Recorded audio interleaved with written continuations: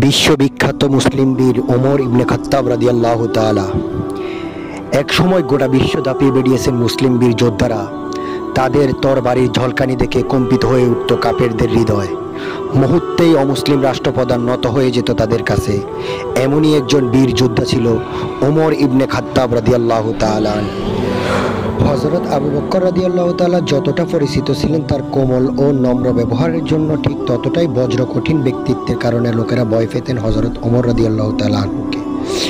ইসলামের প্রথম যুগেই রাসূলুল্লাহ সাল্লাল্লাহু আলাইহি সাল্লামের হাতে তিনি ইসলাম ধর্ম গ্রহণ করেন। হযরত আবু বকর রাদিয়াল্লাহু তাআলার মৃত্যুর পর তিনি মুসলিম বিশ্বের খলিফা হিসেবে দায়িত্ব গ্রহণ করেন। তার অসাধারণ নেতৃত্বগুণে ইসলাম অনেক দূর দূরান্ত পর্যন্ত ছড়িয়ে পড়ে। একে একে বিজয় হয় আশপাশের রাজ্যগুলোতে।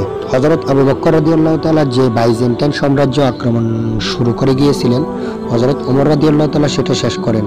633 হিজরিতে ফারাস্য বিজয়ের প্রাথমিক ধাপ শুরু করেন তিনি। এই যুদ্ধ চলে 652 হিজরি পর্যন্ত। ধীরে ধীরে মেসোপটেমিয়ায় দুটি আক্রমণ শুরু করা হয় 633 ও 636 হিজরিতে।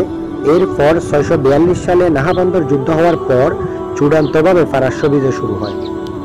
প্রতাপশালী সাসানীয় সাম্রাজ্যের হাত থেকে ফারাস্য কেড়ে নিতে থাকে মুসলিম বাহিনী। প্রথমে ফার্স দখল করে নেওয়া হয়। এরপর ধীরে ধীরে দক্ষিণ পূর্ব ফারাস্য, শাকাস্তান, আজারবাইজান, আর্মেনিয়া ও খোরাসান জয়ের মাধ্যমে ফারাস্য পুরোপুরি মুসলিমদের অধিকারে চলে আসে।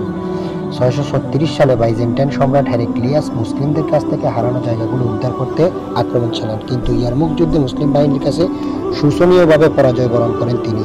এইভাবে বীরত্বের সাথে প্রায় অর্ধেক পৃথিবী শাসন করেন আমাদের মুসলিম বীর ওমর ইবনে খাত্তাব রাদিয়াল্লাহু তাআলা।